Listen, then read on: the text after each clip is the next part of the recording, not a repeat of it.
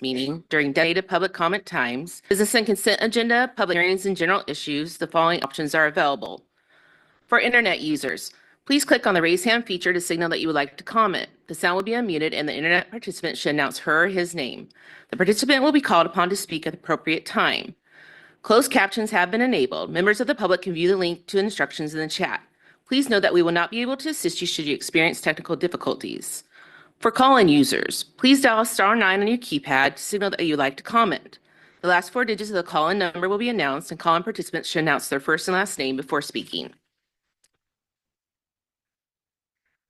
Item 2A, resolution appointing Aaron Prince Collins to the Kitsap County Board of Equalization for a 3-year term ending March 9th, 2028. Thank you. Do I hear a motion? I move to appoint Aaron Prince Collins, District 2, to the Kitsap Board of Equalization for a 3-year term ending March 9th, 2028. Second. The motion's been made and seconded. Is there any discussion? Yeah, I'd like to say a couple words about Aaron. Is Aaron here by chance? No, is she online? No, she's a veteran at this one. She knows this. Okay. A little bit about the Board of Equalization. It's an impartial community board made up of 7 members that makes decisions regarding homeowner appeals to the assessed value of their property. Aaron Prince Collins applied to fill District 2 vacancy of the Board of Equalization. I interviewed her and had a great conversation with her. She is very intelligent, very in tune with this. She's going to be a perfect fit. And I recommended her appointment. She'll be appointed to a 3-year term ending March 9th, 2028. Erin has been a certified real estate appraiser for nearly 3 decades. She formerly worked at Kitsap County Assessor's Office, leaving employment with the county in 2012, and continues to have a keen interest in property valuation, both in the assessment and the real estate market. She and her spouse have multi-generational Kitsap residents, and she is a supporter of the community and charity and school events. Okay, she sounds like an amazing asset to the group. Is there any further discussion? Thank you for bringing her forward, Commissioner Root. All those in favor of the motion, please say aye. Aye. Opposed? The motion carries, and Aaron Prince Collins is our newest member of the Board of Equalization. Item 2B, resolution appointing Patricia Olson to the Manchester Community Advisory Council for a 3-year term ending March 1st, 2028. Commissioner Root. I move to appoint Patricia Olson to the Manchester Community Advisory Council for a 3-year term ending March 1, 2028. Second. Is there any discussion? Yeah, I'd like to say a couple things about Patricia. I'll say a little bit about the Manchester Community Advisory Council. Was formed to represent the Manchester community and provide a discussion forum for community interests and issues, enhance communication between Manchester area residents and Kitsap County government, and coordinate with community organizations and neighborhoods to improve the community. Patricia Olson applied to fill the vacant at-large position. I reviewed her application, interviewed, and recommended her appointment. She'll be appointed to a 3-year term ending March 1, 2028. I'll tell you, we had a great conversation. It actually went over our scheduled time because it was so informative, and she really has a passion for this. A little bit about Patricia. She's a retired advanced practice nurse with Washington State Regulatory Residential Services. She has worked as a registered nurse, abuse investigator in case management, training and quality assurance. She also has training in disaster management, and she is a book author. She is interested in community health and safety, disaster preparedness, and promoting these within the community. Be a great addition. Is there any more discussion about Oh, I don't. Is she here by chance? Online? No. No. Okay. Thank you. We've had a motion. All those in favor of the motion, please say aye. Aye. Opposed? The motion carries, and Patricia Olson is the next member of the Manchester Community Advisory Council. Great. Good job. Thank you. 2C, resolution appointing Jessica Rice to the 31st, 2027. Commissioner Root, I'd like to make a motion to appoint Jessica Rice to the Parks Advisory Board for a 3-year term ending December 31st, 2027. Second. is there any discussion? Yeah, absolutely. The purpose of the Parks Advisory Board is to provide a timely advice to the Parks Director and the County Commissioners regarding the acquisition, development, and administration of park properties. The Advisory Board may also be asked to address specific issue related to property acquisition, park improvements, and recreation programs. The term of District 2 Representative Amy Smalley ended December 31st, 2024, and she did not seek reappointment. I reviewed the application for this position, conducted the interviews, and recommended as appoint Jessica, who will be appointed to a 3-year term ending December 31st, 2027. Jessica is, I think, made for this position.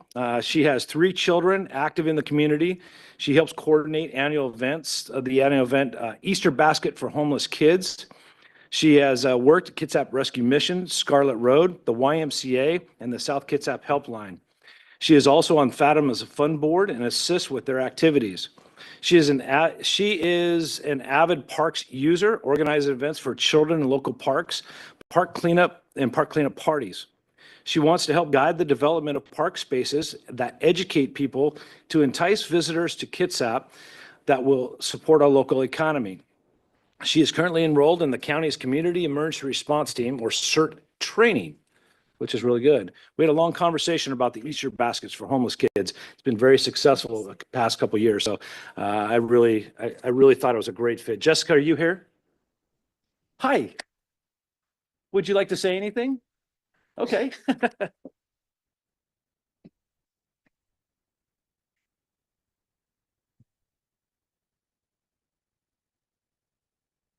I just wanted to say thank you for the confidence and my ability to be able to be on this board and help our parks to thrive in Kitsap. So appreciate it. Absolutely. Welcome. Yeah, and thank you for stepping forward to do this. Yeah. Okay, all those in favor of the motion to appoint Jessica Rice to the Parks Advisory Board, please say aye. Aye. Aye. Opposed? The motion carries. Congratulations, Jessica, and thank you. You've been busy. There's some great appointments. I got very lucky. Item 2D, resolution appointing Lori Cloutier to the Solid Waste Advisory Committee for a 4-year term ending December 31st, 2028. I'll take this one. I move to adopt the resolution appointing Lori Cloutier to the Solid Waste Advisory Committee for a 4-year term ending December 31, 2028. I'll second. Is there any discussion? I'd like to read a little bit about this.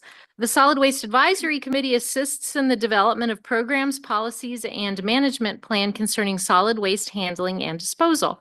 It's also charged with reviewing and commenting on proposed rules, policies, or ordinances prior to their adoption. In addition, counties may not submit a comprehensive solid waste management plan without the active assistance or participation of this committee. The term of District 1 Representative Douglas Chamberlain expired at the end of last year, and he did not seek reappointment. Lori Cloutier applied for the position. I sort of recruited her heavily, reviewed her application, interviewed her, and recommend her appointment to this 4-year term. I met Lori through the North Kitsap Holsbo Rotary. She actively works towards decreasing the amount of waste each person produces and finding solutions to deal with solid waste in Kitsap County, especially plastic pollution. She was a founding chair of the Trash Talk Task Force of Holsbo Rotary Club that provides recycling and reuse education at local events and promotes the use of reusables rather than single-use food serviceware. She's a former journalist and has written numerous articles on plastic solutions.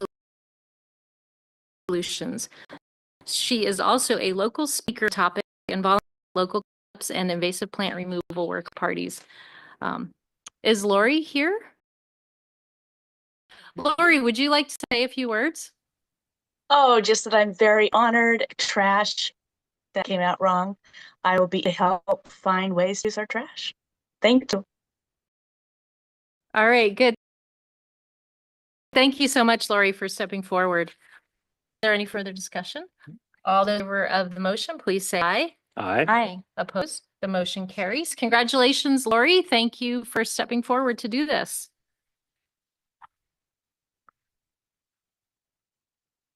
Okay. Item 2E, resolution appointing Brian Hagree to the Suquamish Community Advisory Council for a 3-year term ending June 11th, 2028. I move to approve the resolution appointing Brian Hagree to the Suquamish Community Advisory Council. Second? Is there any discussion? Yes, there is. Brian is here with us today. It's the mission of the Suquamish Community Advisory Council to facilitate communication among the Suquamish community, mutually develop and promote a sense of community vision and pride, communicate to the county and other government entities the desires and concerns of the community, and bring to the community issues and projects of the county and the Suquamish tribe where requested, and provide a means for receiving and conveying the community's response.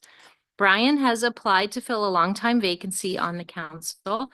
He has actually come to 2 meetings thus far, even without being appointed. So thank you for your commitment to that. And I recommend his appointment to a 3-year term ending June 11th, 2028.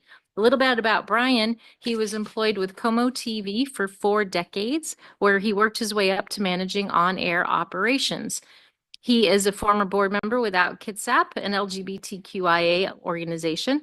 He's interested in improving traffic safety through slowing down vehicle traffic and adding sidewalks to ensure the safety of pedestrians and their pets. And he also wants to promote cleanliness of the community and the acceptance of all community members. So I know that Brian is here. Brian, do you want to speak? We know you're like 40 years on the air and all that, so you're the second journalist that we've hired tonight. Okay. Oh, you have to push the button. So he did the real work. Oh, all right.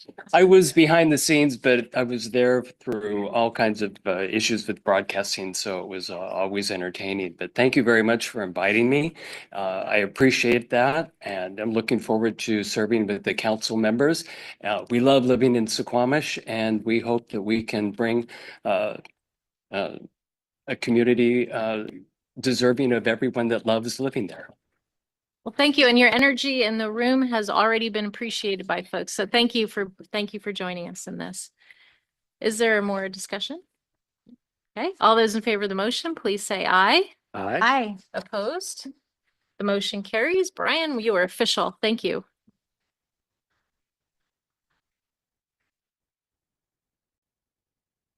Item number 4, administrators' comments. Good evening, Madam Chair and members of the board. Just wanted to note that our Careers in Kitsap Job Fair is going to be 9 to noon on Thursday, March 20th, right here in Commissioner Chambers. So everybody who is looking for work or a way to serve their community is really encouraged to come out. We have 200 different job types and the most wonderful people that you'll ever get to work with, as you know. So I just wanted to make a pitch for that. And for those who are interested, there's also a great series that HR does called Faces of Kitsap to help show the kind of people that work at Kitsap County. So it's your friends and neighbors. Anyway, hope everybody can come out for that. Thank you. Thank you. This is an opportunity for the public to address the board on regular business agenda, including consent agenda.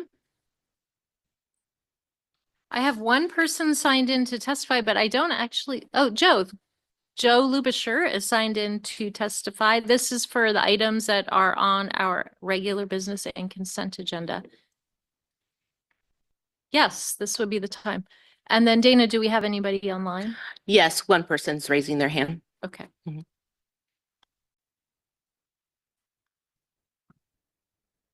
Good evening, good afternoon, commissioners. You have to push the button. Joe Lubisher from Indianola.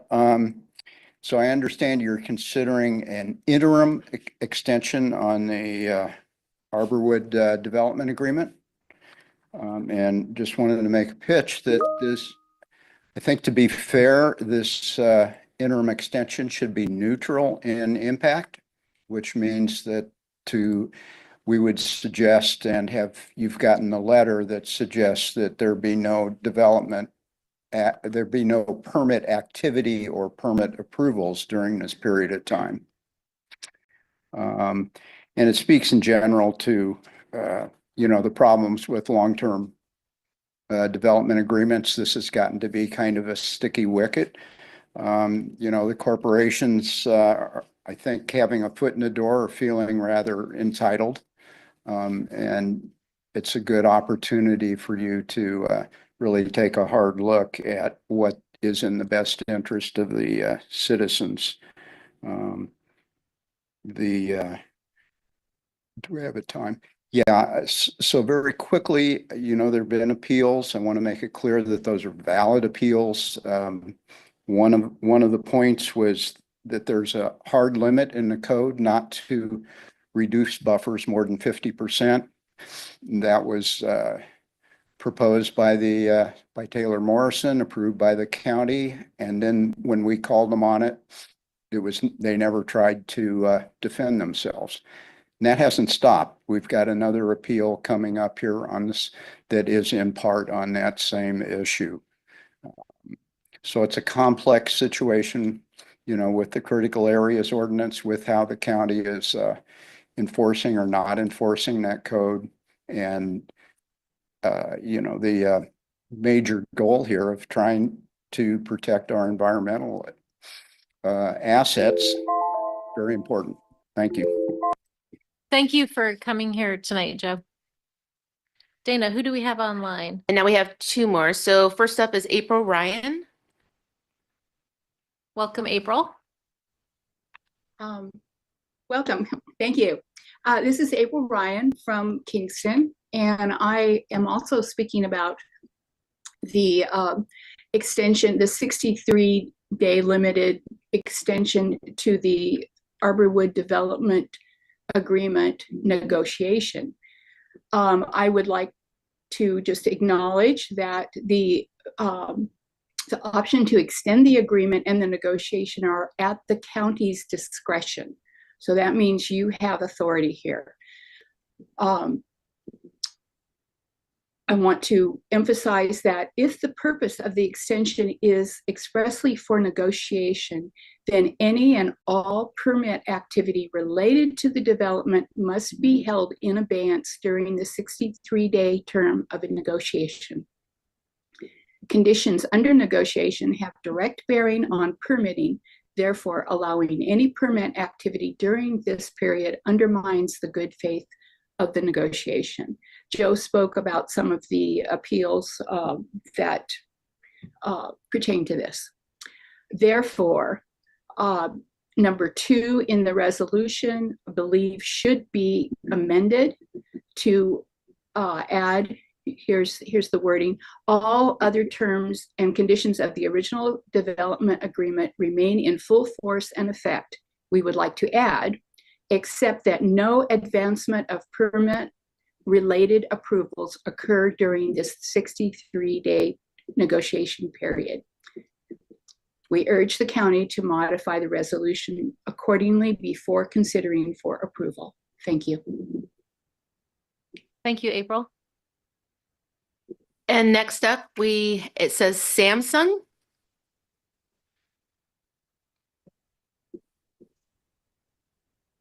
Did that work? Did you have your hand? Yes, I did. Hello, this is Dave TG. We can hear you, David. Oh, good. I'm from Kingston, and I just had a couple questions, really. Do you know what 5-year extension they're talking about, whether it be the 5 years that is in the permit request, or the modified 5 years where they're going to extend the 15 to 5, another 5 beyond that? That's my first question. And the second one is, has Taylor Morrison and Pulte submitted any sort of project plan? Kind of what I'm hearing is that they haven't, and that whatever plan they do have will determine the extension that will be used. That's all I got. Thank you. Rafe will be Weisham or Wisham? Weisham, sorry, Rafe. Rafe Weisham from DCD will be addressing this item on our agenda later. Thank you very much. And hopefully can touch on some of those questions. Thank you. Okay. Okay, no one else is raising their hand, so we can move forward. Okay, that that concludes the public hearing on items that are on our agenda, and we'll go on to the next item. I need a motion to approve the consent agenda.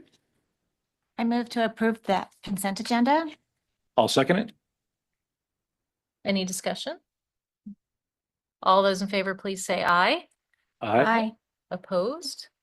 The motion carries. The consent agenda is adopted. Item 3B, resolution to adopt a limited extension to the development agreement regarding Arborwood. And to present on that, we have somebody from DCD.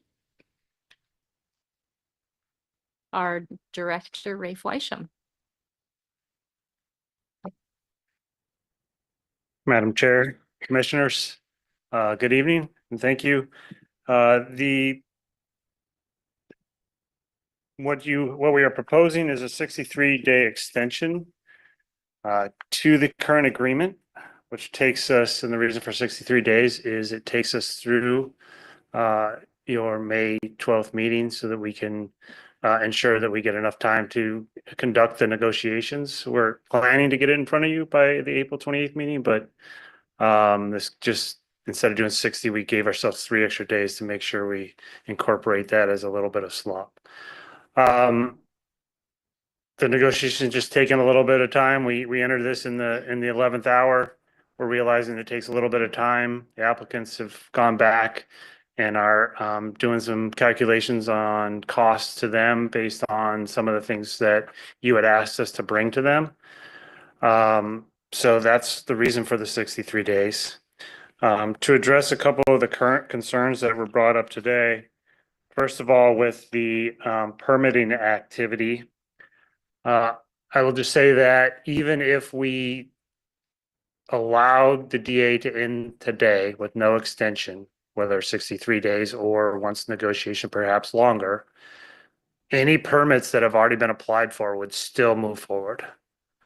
We would not stop and cancel those permits. They were submitted prior to the end of the DA, so we would still move forward with reviewing those permits, and they would be vested to when they actually submitted them. There are only 2 permits that we're tracking that are even probably close to them potentially submitting during the 63-day window. That is the final plat for phase 3 and phase 6. However, those 2 phases have some minor plat amendments that are going through the process that are currently under appeal. So I do not see that those final plats being ready to be submitted prior to the 63-day window. If there happen to be building permits that would come in, those permits are vested to current code anyway, so I don't think that would be something that people would be concerned about. I think the concern is probably some of the vesting issues, and the permits are in, would continue on regardless of whether we cancel this, and then the other 2 I discussed. To address David's question regarding the extension, the current development agreement's optional 5-year extension is being considered. However, we are also considering whether 5 years is enough so that we are not back in front of you 5 years from now talking about another extension.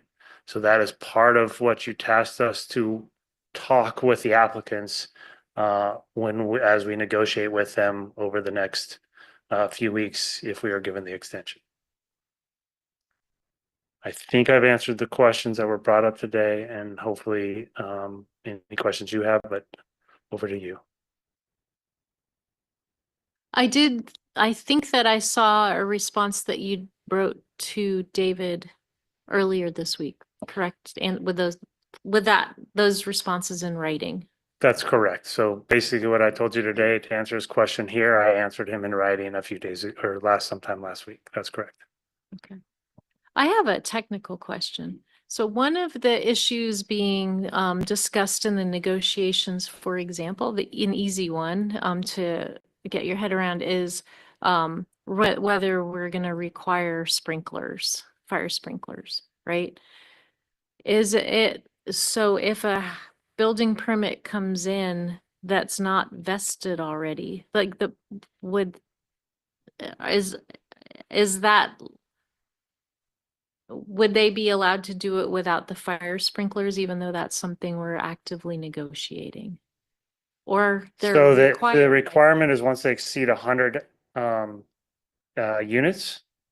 So once they would exceed 100 units, yes, they would have to be sprinklered unless they have connected the spine road, which obviously is not going to happen. And Mm. so, yes, if something came in now and it was exceeded the 100th unit, then it would require sprinklers. Okay. Because they have the single access.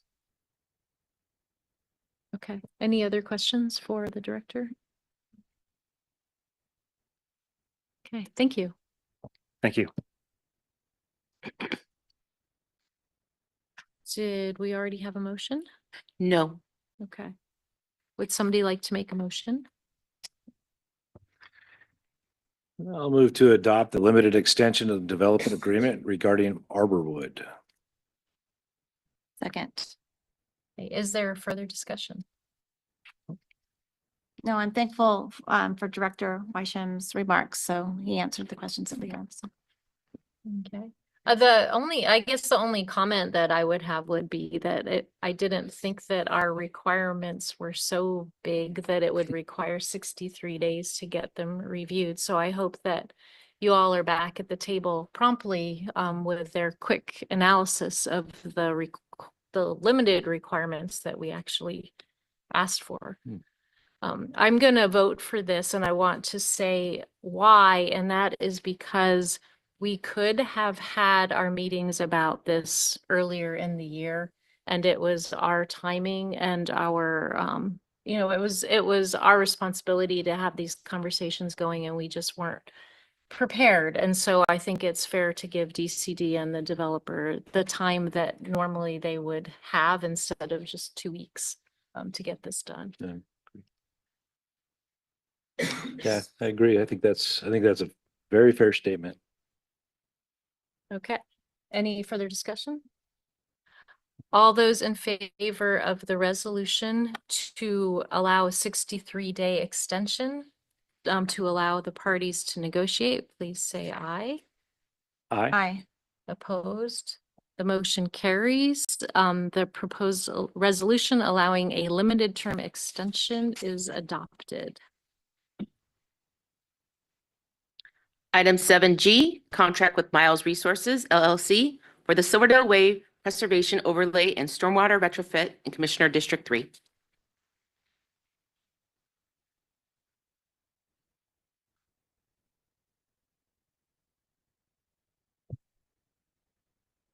Good evening, Madam Chair, Commissioner Walters, and Commissioner Root. Thank you for inviting me here today. I am here. My name is Theresa Smith. I am the Engineering Design Manager for Kitsap County Public Works Roads Division. Before you is a recommendation to award a construction contract to Miles Resources LLC for the road and storm improvements along Silverdale Way and along Buckland Hill Road located in Commissioner District 3 in central Kitsap County. The county opened bids on February 11th, 2025. We received 6 bids.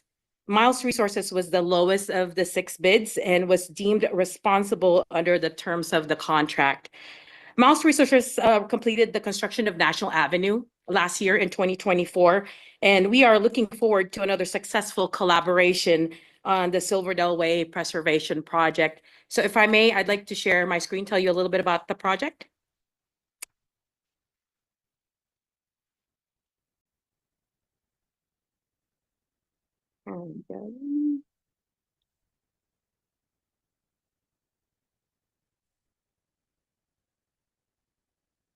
So the project is located in Silverdale, as you know, which is the geographic center of Kitsap County. With 20,000 residents, it is Kitsap's second largest community and a retail and service hub for not only Kitsap County, but also Olympic Peninsulas. According to the Kitsap Economic Development Alliance, their data from September 2024 identified 1,236 businesses, employing nearly 14,000 people within the Silverdale area. The project is located on Silverdale Way between Buckland Hill Road and Myrie Place. It provides direct access to the Kitsap Mall and connections to the St. Michael Medical Center, YMCA, and the Clear Creek Trail System. The project is also includes Buckland Hill Road from Bayshore Drive to Blaine Avenue, which provides connections to the Clear Creek Trail System, Old Town Silverdale, and the Silverdale waterfront. As you're familiar, there's very heavy traffic on Silverdale Way. It has over 19,000 vehicles per day, with at least 1,000 of that are single and double axle trucks. You can see probably right at the back, you can see like a huge truck turning on Kitsap Mall Boulevard. The pavement is in very poor condition, which means it's in the last 10% of its service life. So you've got about 5 to 7 years left. You probably have already seen a lot of surface cracking and some potholes happening. There's also a lot of utility patches. So in 2013, Silverdale Water District completed a major water installation through the corridor, and they only restored basically like a full lane where their trench was. And since then, there's been hundreds more utility cuts done along Silverdale and also on Buckland Hill Road, which contributed to this roadway structural degradation. The project will provide a 3-inch grind and overlay to address the deterioration of approximately 1.2 total miles of existing pavement, reducing long-term maintenance cost. The photo shown on the screen is a before and after paving of Silverdale Way south of Buckland Hill Road that our crews constructed in 2022. So you can see how much improved it's going to look once we finish this project. The project will also improve pedestrian accessibility at signalized intersections by constructing compliant curb ramps and pedestrian push buttons at the major intersections. So like at Kitsap Mall, and then at the mall entrance and at Randall Way. In addition to the grind and overlay project, we are also removing the signal controlled slip lane and reconstruct the southwest corner. Now we're removing the slip lane because it will improve traffic operations at the intersection by addressing a collision pattern of rear ends caused by this occurring because of the slip lane. It prioritizes safety over vehicle speed by encouraging drivers to slow down when approaching the intersection. And it also shortens the pedestrian crossing north-south on Randall Way and east-west on the south legs of Silverdale Way, reducing crossing distance exposure. And it's easier to judge when to cross because you have less conflicts between the vehicles and pedestrians. In addition, because we like to do everything complete, is we have a lot of lateral crossings, storm crossings. So we partnered up with the Stormwater Division to replace 1,545 feet of aging stormwater pipes, replace 2 catch basins, 34 grates, and covers. The photo you are seeing is a screenshot of a video that we took last year, I believe, inside one of the pipes crossing Silverdale Way. You can see that the bottom's rusted, and maybe you could see a little bit of right here, the pipe is splitting, it's separating. So this is a pretty typical picture of all the lateral crossings, the storm crossings along Silverdale Way. So while we have before we do the pavement restoration, we're going to go ahead and repair all of those stormwater crossings. So just a little bit about breakdown of the cost of the project and the funding source. Design, including working with adjacent property owners for temporary construction easement, is approximately $685,000. Construction, which includes this contract in front of you, contingencies and the county managing the construction, is approximately $4.8 million. And the funding source is from Kitsap County Public Works Road Fund and the Stormwater Fund. Now, public outreach, we started public outreach, our real estate services approached every single business owners, property owners all along the corridors. And we've been working with them for a good 2-3 years now, talking about contemporary construction easements, impacts to access, and how this is going to play out. So we started outreach a while back. And now that we're getting ready for construction, that's anticipated about mid-March. You know, as soon as you approve this, we got pre-construction meeting next week. Mid to late, I should put mid to late March. With your approval, the contractor is very anxious to get this done because there's a lot of paving to do. We can start as early as next week or even week after. So we are on top of the public outreach. We have what you see in front of you are the postcards that will be dropped in the mail this week. And you could see, I don't know if you could see really well, but there's green highlights in the map. We expanded our mailing area for the postcards all the way to the bay. Now, in addition to that, we don't stop there. We're also going to be doing a door-to-door visit to each of the businesses within the corridor and providing them a one-page flyer that they can post on doors, they can give to employees. We'll work with their newsletter just to let them know that there's an impact on Silverdale Way. And I'll get to when we're actually, like what time the working hours are. And the flyer will also confirm the date of construction. The postcard is a little bit more vague with spring to fall. That's because we need a confirmation from the contractor. By the time we do the door-to-door, we'll have confirmation for mobilization at that time. So what are you going to expect during construction? So traffic delays are expected during construction, but will be minimized to the maximum extent feasible. This contract was written so that the construction will be at night with standard work hours from 6 p.m. To 6 a.m. Monday through Friday. And one lane of traffic will be maintained throughout that working hours, duration of the project. Now, we are allowing the contractor, if they wish, to do daytime work, but it would be limited to sidewalk reconstruction that are impacted by the stormwater retrofit and also a driveway access. Because we don't want to make sure that they're always going to have access to their driveway. So we may be negotiating that. So it's very limited to the main lines won't be like one lane closure during the daytime. Access to private driveways, like I said, will always be maintained throughout the project, and emergency vehicles, pedestrian and bicyclists will be provided access at all times. So we expect flaggers to be there to direct pedestrians, bicyclists, whatever assistance they need during construction. So one of the trickiest part is Silverdale Way and Randall, because in order for us to remove that splitter island and move that pole, right, there's going to be quite a bit of impact. So what we have discussed with traffic is we are going to turn off the existing traffic signals and replace them with temporary traffic signals during the removal of the slip lane and reconstruction of the southwest corner. This is estimated to be between like a 2 to 4 week work. So it's not going to be in place the whole duration. It's not like the whole from March till November. It's just while we're constructing the intersection. So this is the overview of what those temporary signals are. You probably saw them on National. We used it there. They're like the ones with the arm. So this is looking forward, looking northbound. That's what it actuates up and over. This is looking southbound. And this is looking eastbound on Randall. So it'll mimic the same timing as the existing. It's just that it allows us to pull the signal in the lane and keep going with construction.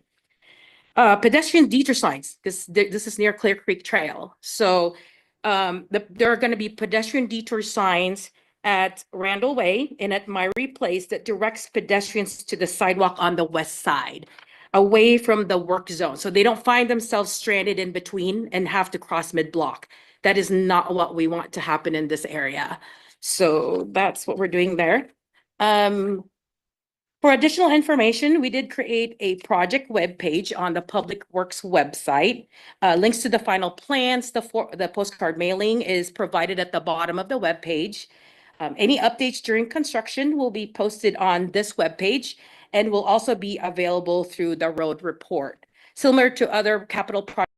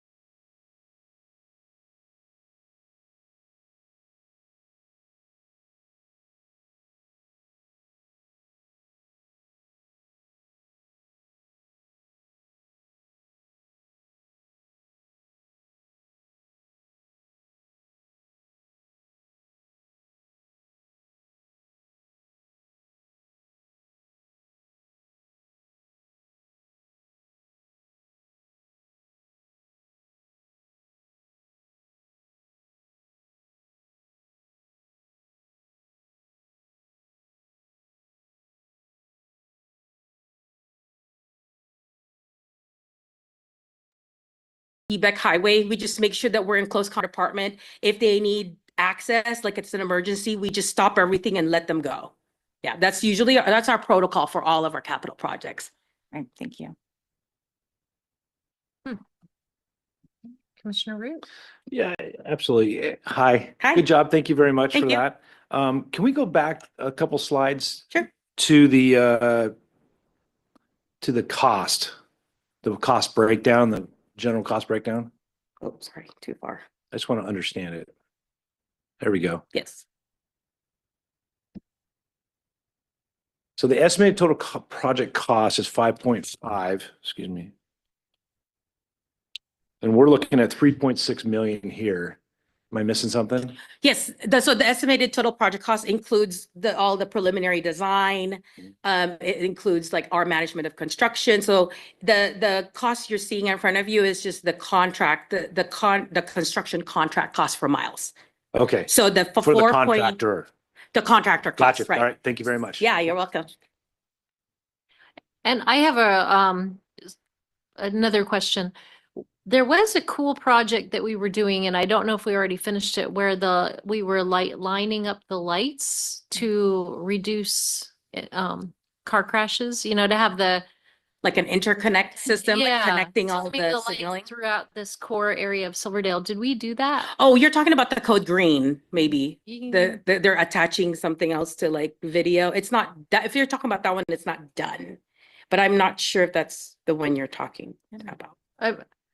I'm looking at your boss back there. I thought there was a project that we were doing that was timing the lights. Is that the same? Is that what Teresa was talking about? Not finished with that yet. Okay, and that sounds like it's being hung on the lights, not underground. So It's there's- hung on the mast arm for the signals because it Okay. works with the signals. They have some work with IT to get it plugged in. So there's some work yet to be done Okay. for that. We But didn't have that to it dig won't up the be, roads for that. it won't be impacted by this project. Okay. And just to make a motion, just a second. But also we learned today about the different ADA compliance and that's included in this project. So we appreciate that as well. Yes, so there is a very specific requirement. The ADA compliance that we trigger is within the roadway prism. So if you cross a crosswalk or like any legal crossing unmarked or marked, you trigger ADA upgrades. But for alternate, for this type of project, which is a preservation project, we're limited to just that scope. However, we are improving the signalized intersections so that they have the correct push buttons, the height, the signal, actuator, and also like the ramps that have been built by developers aren't all like ADA compliant, so we're double checking all those. But the intent of this project is not to fix everything on Silverdale Way. That's later. That's for under the ADA transition plan. Right. That we're working on. But we'll get some improvements. All right. Do we hear a motion? Sure, I'm happy to move. The Board of County Commissioners approve and execute the contract KC 124-25 with Miles Resources LLC for the Silverdale Way Preservation Overlay and Stormwater Retrofit in Commissioner District 3. All second. Any further discussion? Seeing none. All those in favor of the motion, please say aye. Aye. Opposed? The motion carries and the contract with Miles Resources is approved. Thank you, Teresa, for your Thank you. presentation.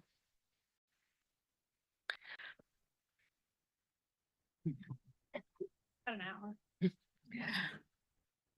Public hearings. Public hearing A, public hearing to obtain citizen input on the use of Community Development Block Grant coronavirus funds for the Pacific Building Shelter. All right, are we going to have a presentation from Bonnie Tufts? Mhm.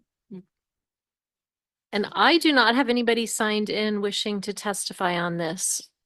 Dana, is there anybody online? Not yet. Okay. Mhm.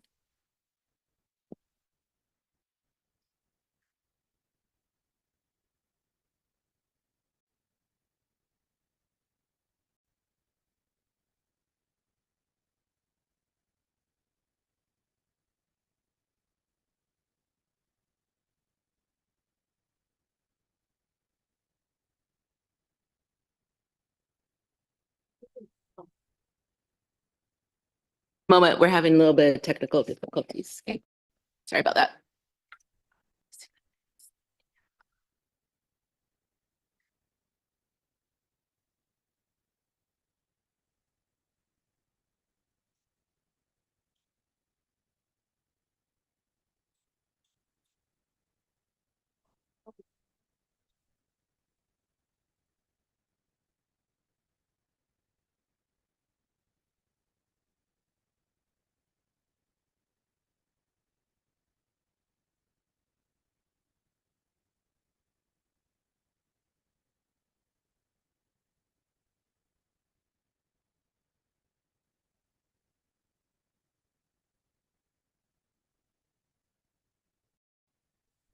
Are we waiting for the presentation to come up? Yes.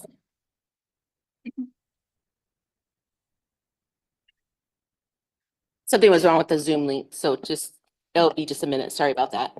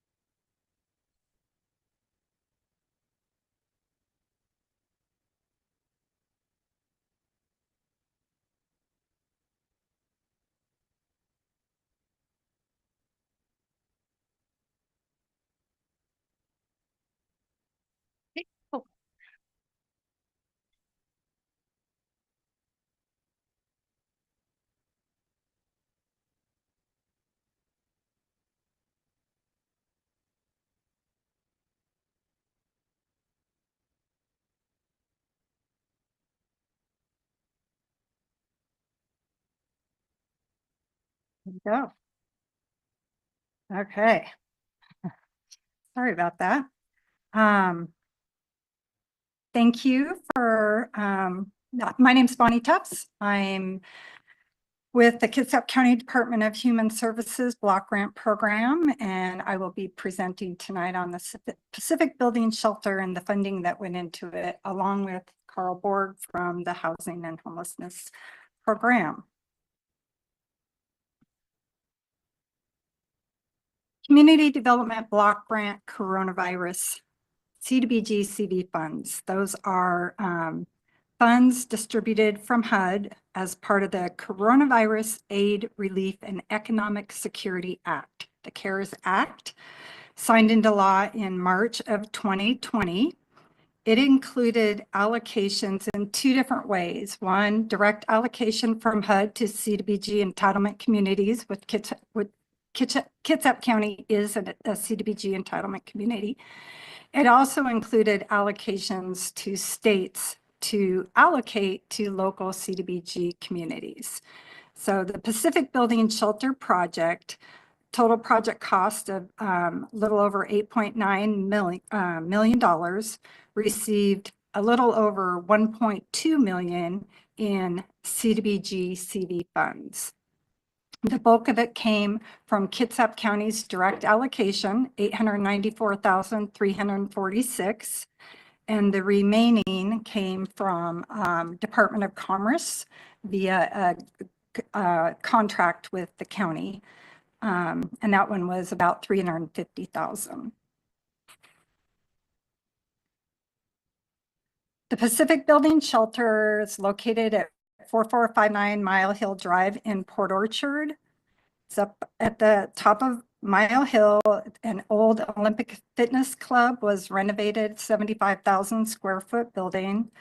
Had a long project timeline, and Carl can provide more details, but in 2021, the initial project work started. And that's where we were putting together the funding on the project.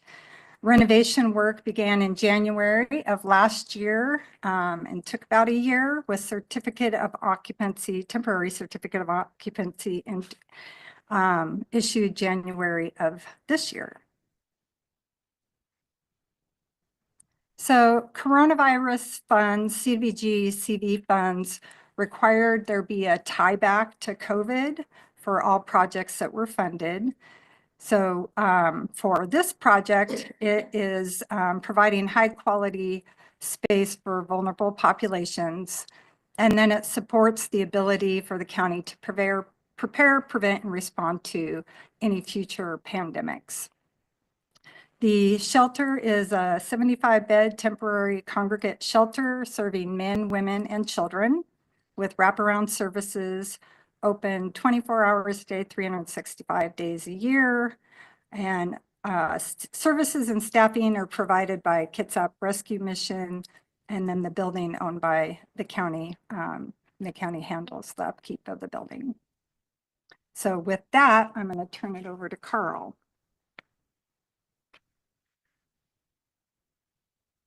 Thank you, Bonnie. This is the original building front. It blended in very nicely with the trees. This is the new building front with the bright colors. It's very welcoming. People enjoy it very much. This is the original reception area. We had planned on trying to keep the desk and then also the overhang that you see on that. But when they actually came in to do the renovation, they discovered that to accommodate the ADA bathroom, we had to eliminate the desk and the overhang. So this is the new reception area. When people come in the front door, they're greeted by security. There are people behind the desk. When the guests come in, they check in. When they leave, they check out, so that there was a constant flow of people that go in and out. But Kitsap Rescue Mission knows who's in the building, who's out of the building. It is a closed site, so if anybody would like to come in, they need to work through either myself or Robin to be able to gain access to the building. This is the shower room. We have 13 showers. There's a divider in the middle. And this was where they pulled all the concrete out and got ready for the new shower building. This is the shower room now. They have the ability where that opening is to close that door.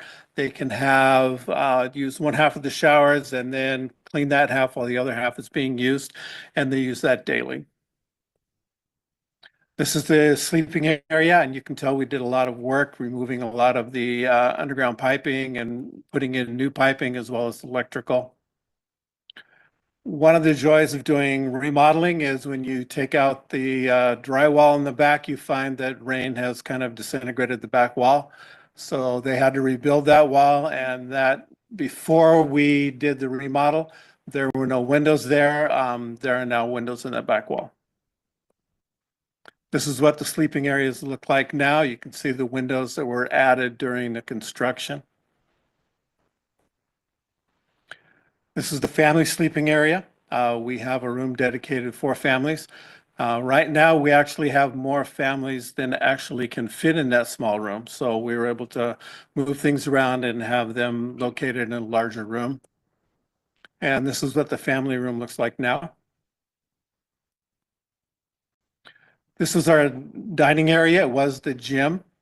We had to do a little bit of removal of drywall on the side, rebuild. This is where they have their relaxing area now. This is what it looks like now with the TV in the background, the mural on the wall, kids being able to play and be able to study in this area. This is the pet care room and the bathrooms. We had to add a few more rooms to this.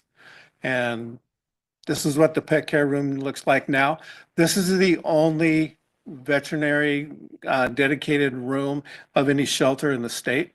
We're very forward on that. We actually have the ability to where, like you can see, there's a grooming table for people to be able to comb their pets, brush their pets. There'll be a groomer that will be on site once a month.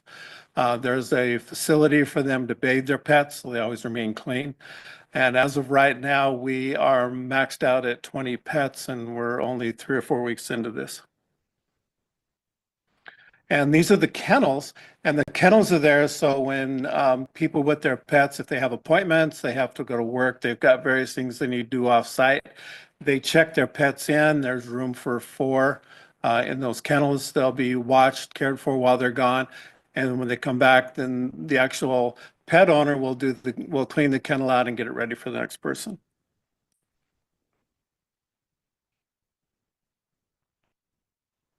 This is the men's bathroom. These are the rooms that were added.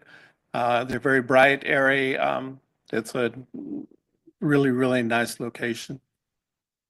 This is the kitchen dining area. We had to remove a portion of the floor in the gym to build the kitchen that they now use.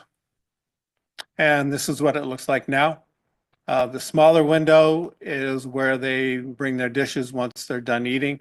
The other 2 windows are where they can pick up their food. This is the kitchen layout. We have a convection oven. We have a stove with a 6-burner stove, another oven there.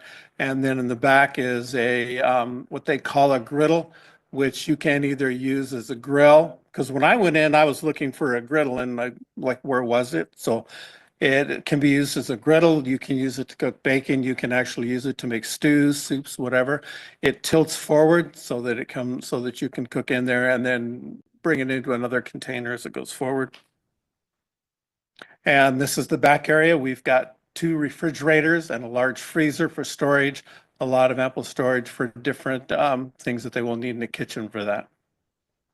And they've just hired a chef and they've been cooking and they will be having full meal service moving forward. This is the backyard. This is the gazebo in the back. There are benches there now.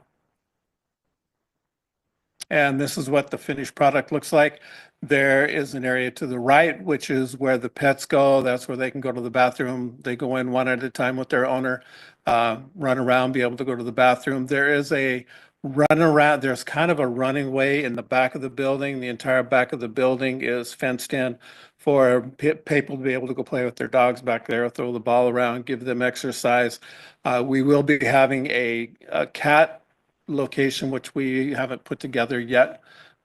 We've got a donor that wanted to build a rather large area for cats to be enclosed and be able to go outside and play, get fresh air. And yes, we do have cats on leashes in the building, which was a first for me to see. And now I'd like to introduce Helen from Kitsap Rescue Mission to talk a little bit about how they're operating right now.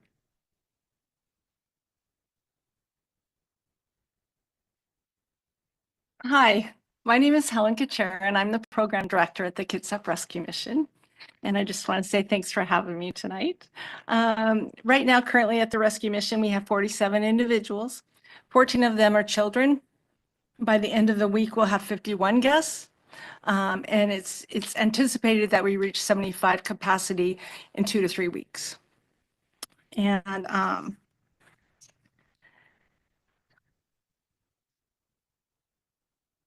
so during our we have 2 case managers, 1.5 housing navigators. We have 9 support staff, and we have security 24/7.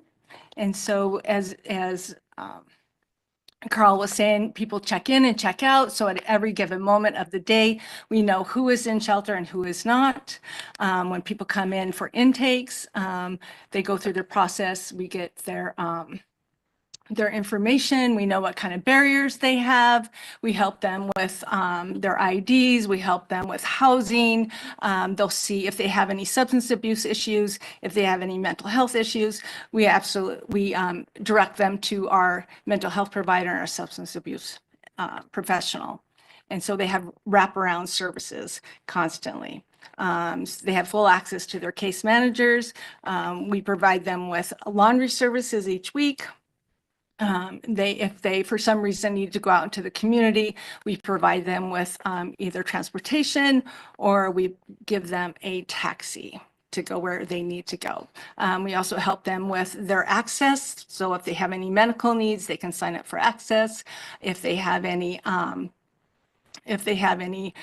needs for doctor's appointments, our staff will be advocates for them and go with them during that time. And so our primary purpose is to make sure that they succeed and they go on to a better life. And that's what we do. And the primary purpose for this whole thing is to make sure that there's hope for them. And without the staff that we have there, there's compassion and there's just total caring for our guests that come in. There's not a better staff that we have at that facility, honestly. Yeah. So thank you.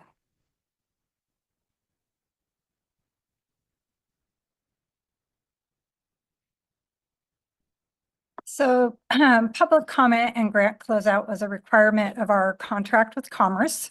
At the end of the project, once it was put into operations and funds have been expended, we were required to have a hearing, post notice, give an opportunity for the public to learn about the project and comment. So that's what we're doing here. We did publish a legal ad in the Kitsap Sun. We put information out through the electronic notification system, and it's posted to our website. No comments were received. And so that, if you have any questions or want to open it up. Does that conclude your presentation? It does. Yep. Okay, we do not have anybody signed in to testify, so Okay. we will do the hard work of the public and ask you questions. Okay. Helen, can you come up in case we need you to help out? Okay. All right, Commissioner Walters and then Commissioner Root. First, thank you so much for your presentations. I do have one question. I was surprised by the number of pets you're already caring for, and I'm just wondering the impact of that. Are families being served that have pets that otherwise in the past have refused housing? Yes, that was the number one reason for people not accepting shelter, was to not be able to bring their pets. That was their one main security in life. We're working with a group called CARE, and they actually go out. What happens is when people, the only way they can get into this shelter is through coordinated entry. So if someone has a pet, they fill out their human application and the pet application. Both those applications will go to Kitsap Rescue Mission, and the pet application goes to CARE, and then CARE coordinates with HEART to go out into where the owner and the pet are. Diane works with them, does a pet assessment, makes sure they're eligible for the shelter. We bring pets in based on their behavior, not on their breed. So when Helen goes out, when Diane goes out, she meets with them, makes sure their vaccinations are up to date. If they're not, we work with local vets to get those done. We're not requiring spay or neuter when they come in, because we want to make sure that when the pet's in there, if they would like to have a spay or neuter, it needs to be in a very quiet sanitary location to be able to recover as well as the human would. So. And that's the biggest reason statewide for pets, for people not going into shelters, pets. Well, thank you. I have the feeling you're going to be a model for future programs across the state. Commissioner Root. Yes. Hi, Carl. Thank you. I have a couple questions, and I think we've talked about these before, but I just want to clarify. I've had a lot of comments on Pacific House, and I want to make sure that we get that information out to everybody. Number one, how many families did we say we have right now? We have 5 families. 5 families with 14 total children, correct? One family has 7 children. Oh my, I thought I had a lot of kids, but okay. And so that's going to lead me to security. Now we have, you stated we have security 24/365, right? Okay, is that security, is that integrated security with cameras? The kids for me is a really big deal. And I know that people are in vulnerable states, and I've been in there and I know where that space is at, which is beautiful, by the way. It's wonderful. But I just want to make sure that we are emphasizing security and safety of those children, everybody for that much, but the children themselves. Yeah, we have 32 cameras around. The only locations that do not have cameras are the bathrooms, the showers, and the sleeping areas. And that's due to HR regulations but I have access to the cameras, so if something comes up and Helen has an issue, I can go directly on there, look immediate real time. It's recorded. IS has the ability to pull back any data we need. Okay, okay. And how many security staff are on at night? So there's one security staff at night. And so anybody that comes in is searched. You Sure. want to go to the microphone? Oh, Come on. So we have one security staff at night as well. And so anybody that comes in, they're searched, their items are searched. We have a 2-tote rule. They can't bring anything in other than 2 totes. Any weapons, they can't bring any unopened liquid containers, anything like that. No food, they can't bring any of that in. So they are searched. And so security also does rounds through the building and inside and out, as well as staff. Staff does that as well every hour, actually. And staff is around constantly. right. And so to answer your question about the family, we move the family room to where the big room, as you walk in, there's that big room, Mhm. and that's where the family room is. And so that way eyes are on them constantly. And so parents cannot leave their children. They have to be in total eye contact with their children. So you can't have children running around. The parents are responsible to sit and watch their children. Okay. Okay. Yeah. Thank you for that. Yeah. I'm sure that's reassuring to a lot of people. Yeah. We got to make sure, and I know you guys are working hard, and I know I've talked to Doug and really made sure, but yeah, we don't want to. We'll just stop at that conversation right there, making sure our kids are safe. Thank you. And we said we had 20 pets total right now? Well, it's pretty close to that, yes. 20 pets? Okay. And does CARE provide food and and I know there's a volunteer veterinarian that's helping us, correct? Yeah. So CARE comes in certain hours of the day. And so, yes, they do provide the food. So if the guest is there and has a kitty or a pet, a dog, and is out of food, they can go to CARE and CARE will provide them. Oh, great. Yes, and they Okay. also provide the kennels, and we have like a cat condo where the cat goes in. It's like it's probably as wide as a regular kennel, but it's a lot taller. So it's got the kitty litter on the bottom, but then a tree up top, and it's all enclosed, so they sit there. Yeah. Okay. And so on that, with the CARE, does they also provide the groomer? So as far as right now, there's a space for the guests to do their own grooming. Okay. And I think if there was a need that they could either have a groomer come in. Okay. Or, yeah. The only reason I'm asking is because it's a long process to take care of animals, let alone people that are Right. vulnerable. Now we have animals that we're taking care of too. And, safety and the hygiene of it is very important. So that's why I just didn't understand how that was working with all those. I have 3 dogs and it drives me crazy. So 20 in there, or 20 animals total. But and then the guests with the animals, they help clean the kennels. I think, Carl, you had mentioned, and they help clean and Yeah. okay. Yeah, when they're left in the pet owners are totally responsible for their pets. Okay. When CARE comes in, it's for them if they have questions about pets or something. But today I was there all day. You didn't even know there were any pets in there. There were Okay. dogs laying around. Like I say, cats were on a leash, and They're actually warm and dry. yeah, Yeah, they're absolutely. warm and dry. And there was one dog that was just laying on his owner's bed, just enjoying life. Yeah, okay. That was can I? Yeah, absolutely. That's a follow-up question I had was I'm picturing 20 dogs and cats. And where do they all sleep? Do they have little beds that go under the bed or next to the bed or? Yeah, the dogs have kennels and they sleep in their kennels, and then the cats sleep within within the cat. I don't have cats, so I don't know what it's called. But so you put like all 5 cats in the same thing? No, they individuals. Oh, you have So- that many? Yeah. Oh, great. Yeah, CARE is a phenomenal program where they've got they have where people can donate through Chewy. They get special discounts through Chewy as far as what goes on. Chewy has a great program where they actually will where people can adopt a pet and spend it and send money through that. They're also working, CARE is actually on the Great Give, so I do encourage people for the Great Give. Go ahead and give to CARE because that will help keep the dogs and cats fed and taken care of in the shelter. And I'm sure the Kitsap Rescue Mission is in the Great Yeah. Give too. I see Jessica is still here, who, thank you, because I know you do Easter baskets for kids, and it's nice to see you're connected with everybody here. Wasn't gonna make a comment, but Yeah. I had one more question. Okay, Commissioner Walters. I had a question about the really impressive commercial kitchen and you're hiring a chef.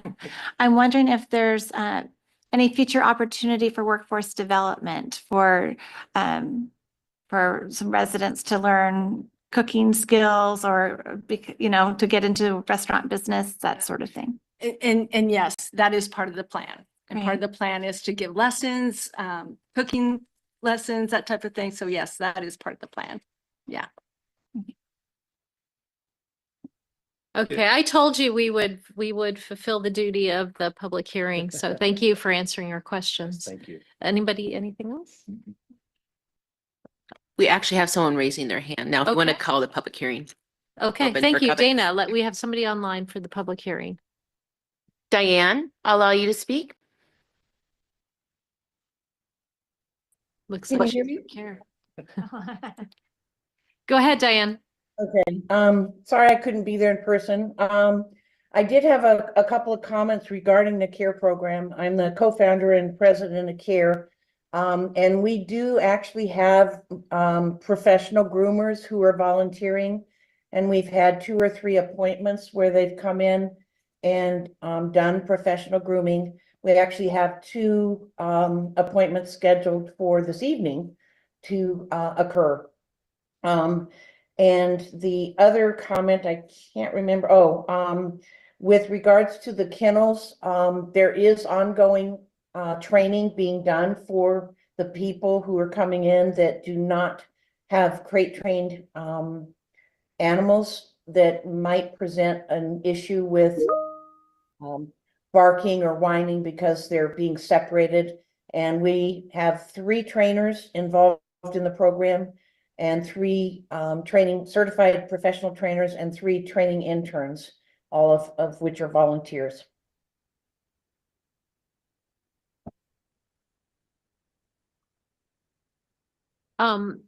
It occurs to me that I may not have opened the public hearing that Commissioner Walters just said. So with that commentary, I'm going to call Diane from CARES part of the presentation.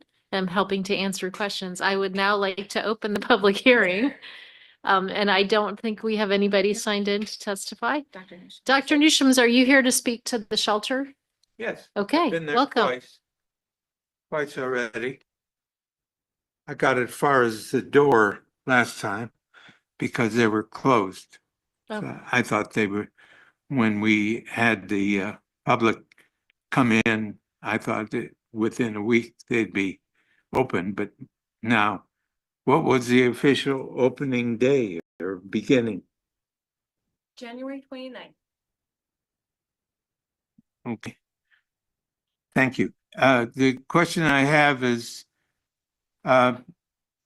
emergencies in the community, the general community. For instance, my power was off for 48 hours, and the second day I said, I really wonder whether they have space for emergencies just a corner where it's warm.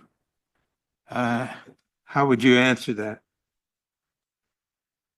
Oh, wait, hold on just a second because the clock is ticking. So actually, Mr. Newshams, so that's one question. Why don't you finish your testimony and we can ask Carl to come up and address your questions? Okay, the other question I have is part of the system to eventually find housing for people, because obviously you are providing housing, but what is it? Is it impermanent or is it permanent? That's the second question. Okay. Yeah. Carl, would you like to address the answers to that? Yes, I would. During the power outage, one of the few county buildings that were open was the shelter. Yeah, they didn't even notice that the power went out, kicked over to the generator. Everything ran great, which gave us, when we first put that generator in, we were not real sure whether we'd even be able to test it. It's already been tested 4 times since we moved in. It comes on immediately when the power goes off. It stays on for 15 minutes to make sure the power is stable and then goes off. And during the cold snap, we obviously have our severe weather shelters open. We have a location in Port Orchard, one in Silverdale, and then one in Kingston. And then they also are allowed, the Salvation Army is also a cold weather shelter, and that's the one cold weather shelter that actually allows pets. Okay. And then can you answer the question about transitioning to permanent housing? Yeah, when someone goes in with Kitsap Rescue Commission, the Pacific Building, they have a 90-day housing plan. And they meet with their case manager, they work on this housing plan. So the main objective is to get people their continuum of care on through the housing, get them housed as soon as they can. If they are not successful in the 90 days, then they have every 30 days, they continue progress on that until they become housed. And Kitsap Rescue Mission has a very great record as far as getting people housed throughout the county. Okay, thank you for stepping in to answer that. I believe that that is the end of the public comment. Okay, I'm going to close the public. Okay, we have 2 people with their hands raised, so I will reopen the public hearing. Please come up front.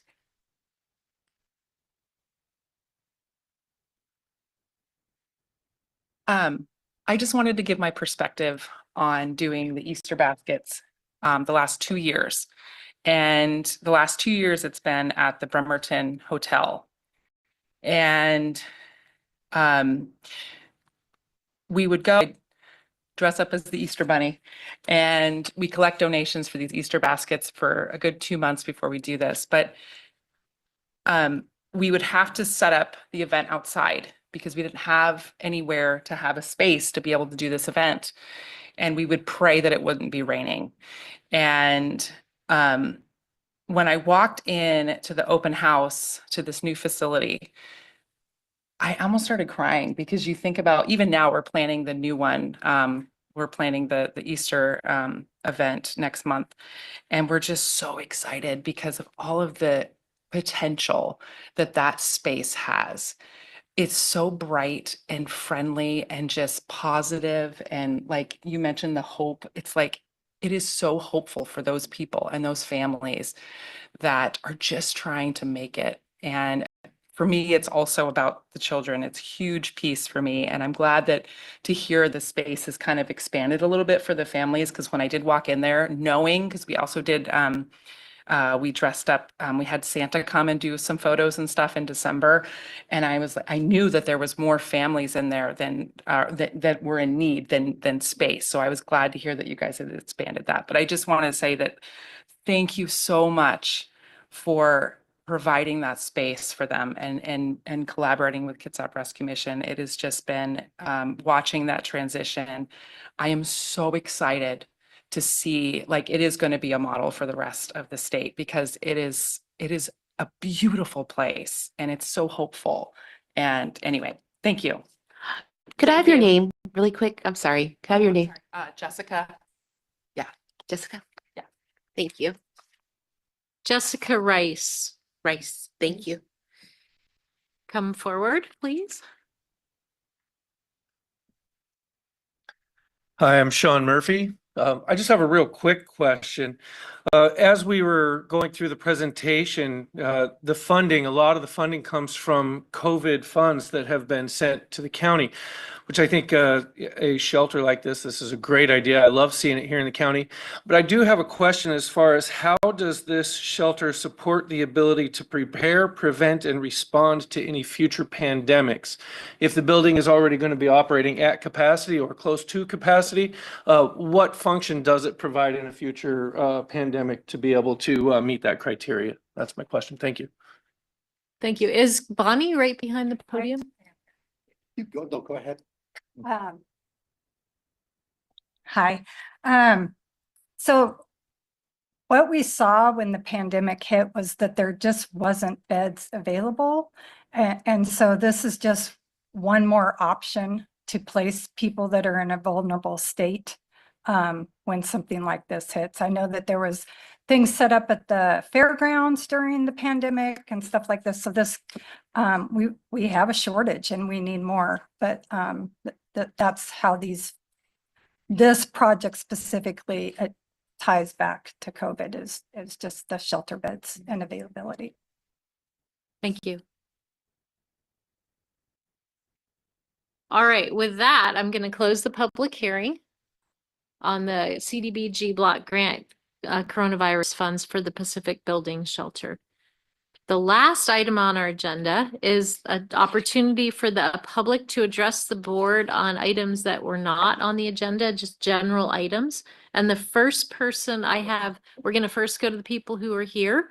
The first person I have is Marwan Cameron.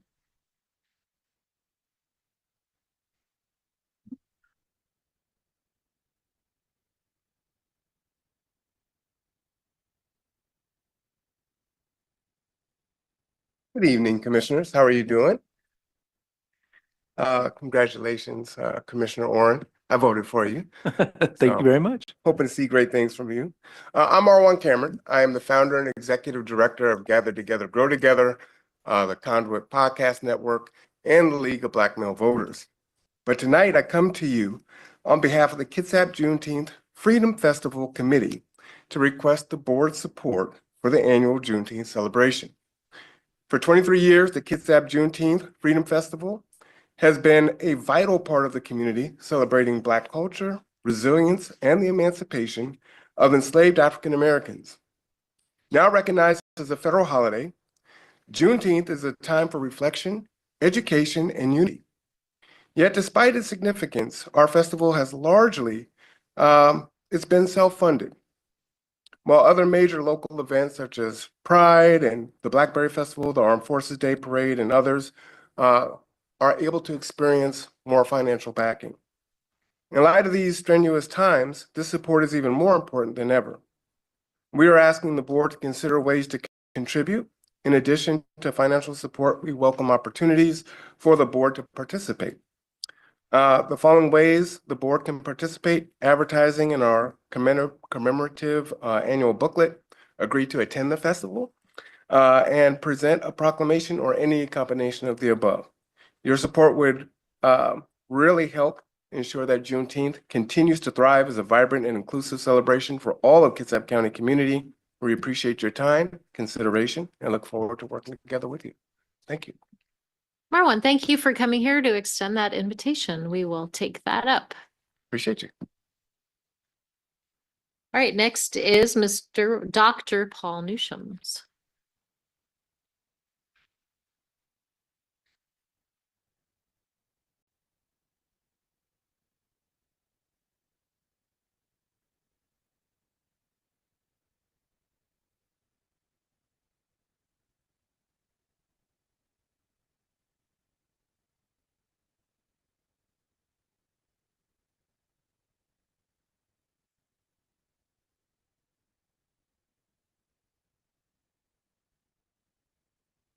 I sent you the 4 or 5 reasons why neighborhood retirement homes would be a wonderful thing. And I hope you've read it and have any questions for me. I'd rather answer questions rather than go through the 4 or 5 reasons for it.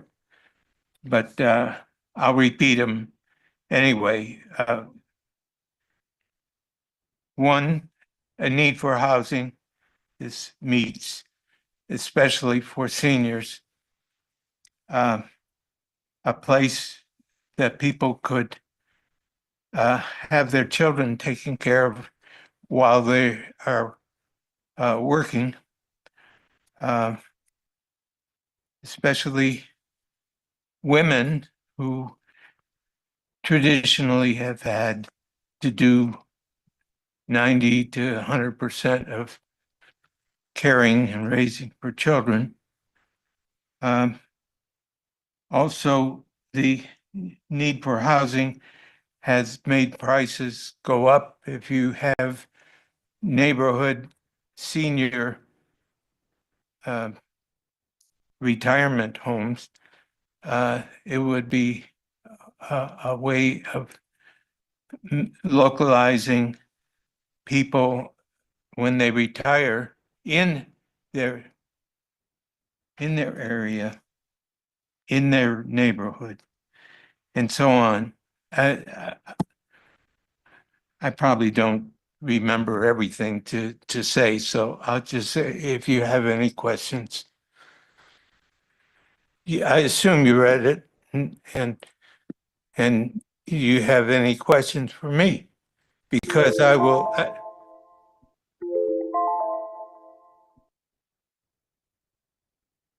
Thank you for your testimony. Do either of you have any questions? I just want to let you know, Dr. Nishams, that I did read this. I received it right before this meeting. I came in last night pretty late. So what I'll do is I'll reach out to you because you have some very good points in here. And we just had a discussion today in our working group that has some information that we might start getting some traction here. So is that okay with you if I reach out to you Sure. sometime this week? I'd love it. Okay. All right. Let me just say one other word. I'm volunteering for the elderly resource within the elderly bureaucracy. So good. I will.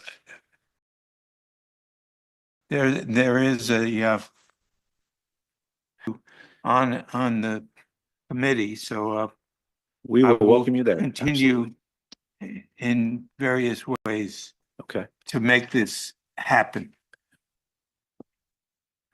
Thank you. And Joe Lubisher. Good evening. Taking advantage of this trip down to jump ahead when you start looking at the pros plan. Okay. I've been a supporter and participant in the North Kitsap Heritage Park and the stewardship groups, and done a lot of work with the 2018 pros plan. And I have nothing but superlatives to say about how things have operated in the past. So the 2025 pros plan, when you start tearing into it, you see some significant changes. And the point I'm here today is about the lack of community and public input in those policy changes. Okay. So when you heard your presentation from Director Wisniewski, he told you about the 3 sets of public comments they took from different parts of the county. And the problem with those public comments is it was a relatively scripted, constrained, directed kind of participation. I tried for over a year to suggest policy issues to discuss, to find out what directions were given to a consultant, and it all ended up in November 23 when I asked the consultant in a public meeting in Kingston, when are we going to talk about policy? Answers were not. The director was next to him. And that is what has happened. There has been no community input. There's been no opportunity for the public to find out what was going on with the policy changes and put in their perspective. So when you go to look at the 2025 plan, there are some significant things we're going to have to hash out, and it's going to take longer than you think. If you have the perspective that the parks did a good job and we're done, I would like to disparage you of that idea. Thank you. Joe, today, I know that's a long drive. Okay, Dana, do we have anybody online? We do. We have two. Okay, and we have one person who just raised their hand in the room. Do you want to come forward? And we'll need to chase her down to get her. My name is Carolyn Laskowski. I live in Port Orchard since 1963 and born in Bremerton in 1941. Anyway, we just had the equinox where there's equal day and equal night. And what we as human beings are doing is trying to make daylight part of night. And it's harmful to people. It's harmful to the nature. And I would like to suggest that in the future, when you're looking at contracts, that you look at lighting that does not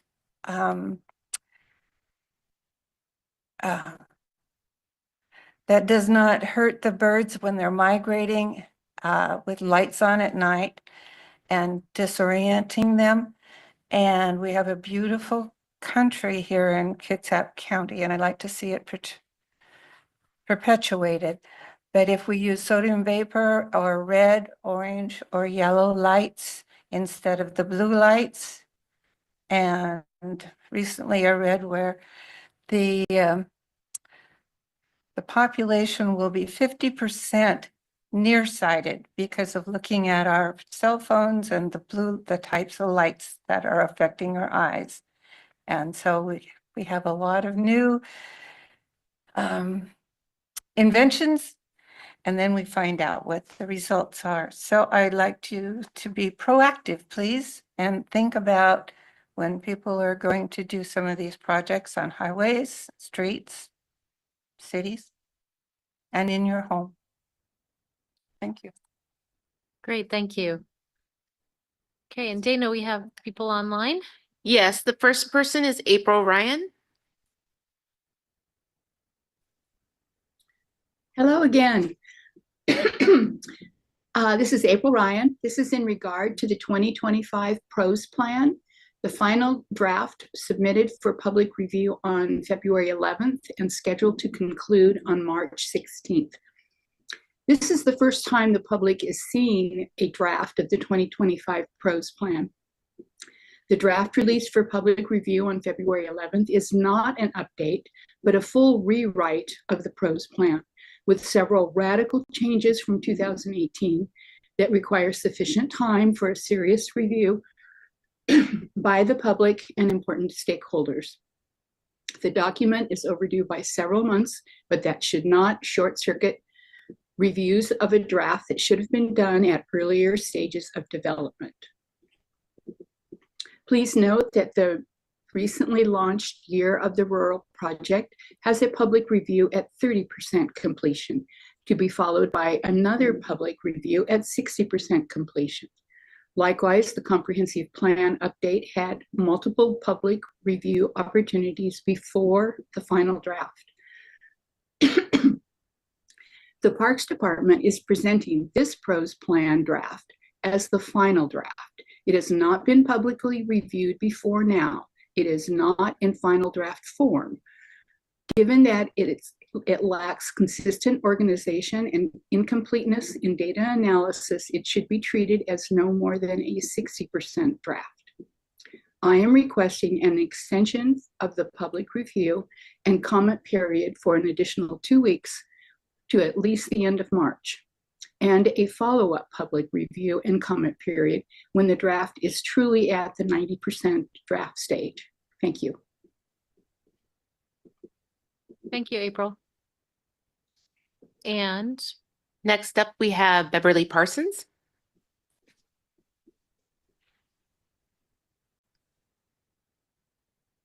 Thank you. I'm Beverly Parsons from Hansville. I'm a member of the Kitsap Environmental Coalition Board, and last Friday we had sent a message email to you requesting the extension of the public comment period, similar to what April has just said, from March 16th to the 31st. I was going to make some comments that were similar to what April said, and I won't repeat that. Instead, I'll just add a couple of other things to give you a sense of some of the issues that we're seeing, that, like April said, that this is more like a 60% completion, because there's a whole new parks classification system being proposed for the first time. And even many of us who've been following the pros work for a long time were surprised by this. And it may seem like a minor thing to change your classification system, but it really has some major implications for our parks and their management and the use that I don't think the public understood or would understand just by having heard the presentations that were done recently. So, and actually that classification system is really a wonderful time for the public to have time for groups and individuals to really debate and think through what our park system should look like. There are also places in the report that there's not clarity about how data was used in the past, and the unclarity about the shift in goals and objectives from the 2018 to the current one. There's also issues around the capital improvement plan. So there's really a lot of different things that people need to delve into and to really understand. It's different to review an actual policy document versus listening to a presentation and commenting on that. So I would urge giving more time for that review. Thank you. Thank you, Bev. Is there anybody else online? No, that is it. Okay. So Board of Commissioner comments. Okay. Commissioner, the next, so that concludes the public hearing or the time. Let me look at that. Was that an official public hearing? No, just the comments. Okay, that concludes our public comment period. And the last thing on our agenda is Board of Commissioner comments. And I see Commissioner Walters is ready with an announcement. My announcement really is just I want to thank those who are in the military. We have a lot of military and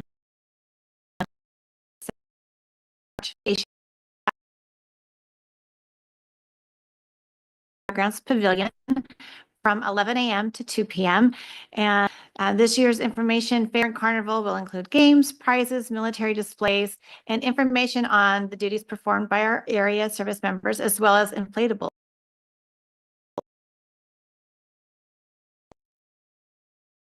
To support military. Else? That's it. Okay. I just want to thank you, Commissioner Walters. That's great. That's hugely important in this community. Absolutely here. So it's something we don't do enough of. I don't think, but I need it out to Public Works. Andy, I know this is recorded in the mower in South Kitsap. I will tell you, it looks beautiful. So I want to put that on record, and I want to give a shout out to whoever that mower is, operator, because it does. I'm driving down the road. I'm going, holy cow, this is gorgeous. So someone took their time. Thank you. That was nice. Commissioner Walters.